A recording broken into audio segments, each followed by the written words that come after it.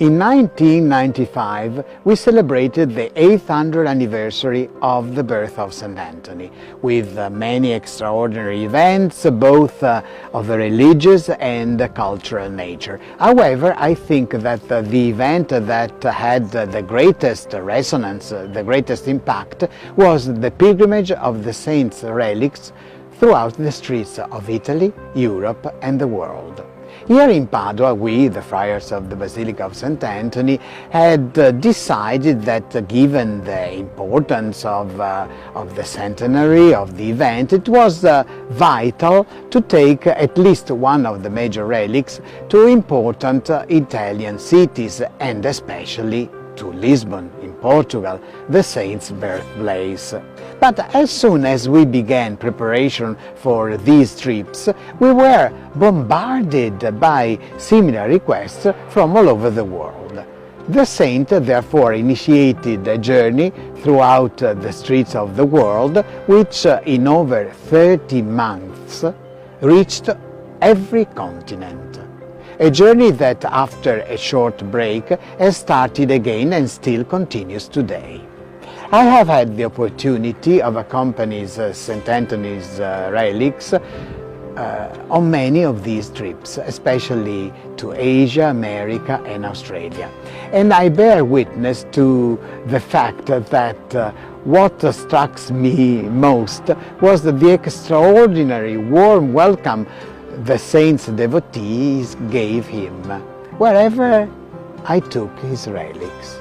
How could I ever forget, for example, my arrival in Timor-East, where the inhabitants were still crying the many deaths caused by Indonesia's invasion of their country, or the procession with a huge elephant in Kerala, India, or the celebration of the Holy Mass in the presence of Australia's indigenous population, and the celebration before the Native American people of Pala in California, and what of the many visits to prisoners and even to death row inmates in the Philippines?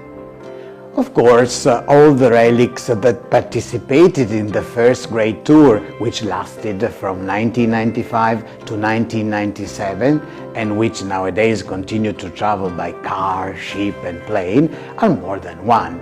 But there is one thing all these relics have in common. They are all parts of St. Anthony's mortal remains removed during the 1981 scientific examination. Of course, they have all the same importance and the same religious values, but among them there is one relic I am particularly fond of, and that is the floating rib relic. And I want to show it to you. There it is. It is a very small bone, and this is because floating ribs are the lowest and the last bones of the rib cage, and are so called because they are not attached to the sternum. I like to think that this little rib was close to the heart of St. Anthony, and so it seems to me that it communicates a lot of love. But this is not the only reason this relic is so dear to me. In January 1995, this relic visited the Carmelite monastery in Coimbra, Portugal, where it was venerated with intense faith by Sister Lucia, one of the 3 seers of Fatima. And then in the year 2000, the year of the Great Jubilee, it also visited the city of Buenos Aires. There, in the cathedral of Argentina's capital, His Excellency Monsignor Jorge Mario Bergoglio, now Pope Francis, blessed the city's devotees precisely with this relic. I believe that all relics have a great religious value because they are bonds of love between us and the saint, and ultimately between us and God. In a certain way, we all have relics at home. It can be a photograph, a letter, or a personal object that belonged to somebody we loved very much. but who unfortunately is no longer with us. For example, I still have the wedding ring of my mother, who passed away several years ago. It is so small I can't even wear it. I know it is a very common ring that you can find in any jewelry shop in the world, but for me it has a unique value. And when I hold it in my hand, I feel my mom close to me.